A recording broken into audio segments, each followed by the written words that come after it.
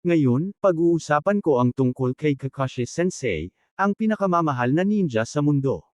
Bilang isang tagapagturo, siya ang pinakamatalinong ninja sa kanyang henerasyon sa paghawak ng mga makabagong armas. Sama-sama nating alamin ang tungkol sa kanyang kamangha-manghang kasaysayan at tuklasin kung paano siya naging isang bayani. Sa isang tiyak na panahon, ang mundo ng ninjutsu ay mabilis na nagbabago. Dahil sa paglitaw ng maraming mga makabagong teknolohiya, kailangang paunlarin ng mga ninja ang kanilang mga kakayahan.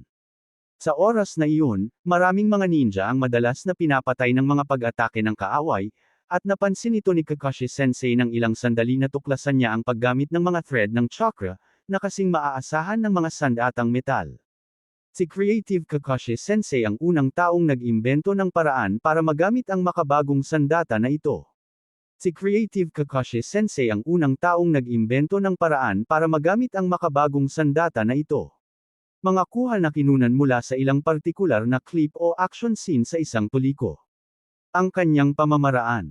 Ang Kakashi Sensei ay may napakahigpit na pamamaraan upang matiyak na ang mga estudyanteng kanyang tinuturuan ay makakatanggap ng pinakamahusay na edukasyon na posible. Sa gitna ng kanyang pamamaraang pang-edukasyon ay ang pangangailangan para sa mga individual na mapabuti ang kanilang sarili sa pamamagitan ng mahigpit na pagsasanay, tulungan ang iba. Visual eksena na nagpapakita ng Kakashi Sensei na nagtuturo at ninja na sumasailalim sa mahigpit na pagsasanay. Pagkakaibigan sa buong buhay ng isang tao. Naiintindi ni Kakashi Sensei ang kahalagahan ng pamilya at pagkakaibigan. Sa madaling salita, siya ay katulad ng isang dilaw na nape na ibon. Nang mamatay ang kanyang teammate na si Obito, nabigla siya at lalo pang na-appreciate ang kanyang pagkakaibigan.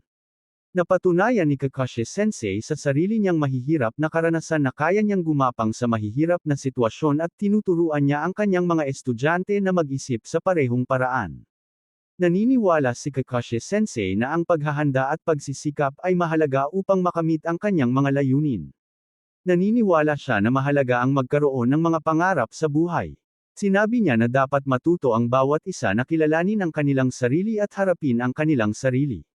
Ang pagtatakda ng mga layunin ay kinakailangan para sa tagumpay. At higit sa lahat, sa maraming beses nating naririnig, magsusumikap ka. Iyon lang para sa video tungkol kay Kakashi Sensei.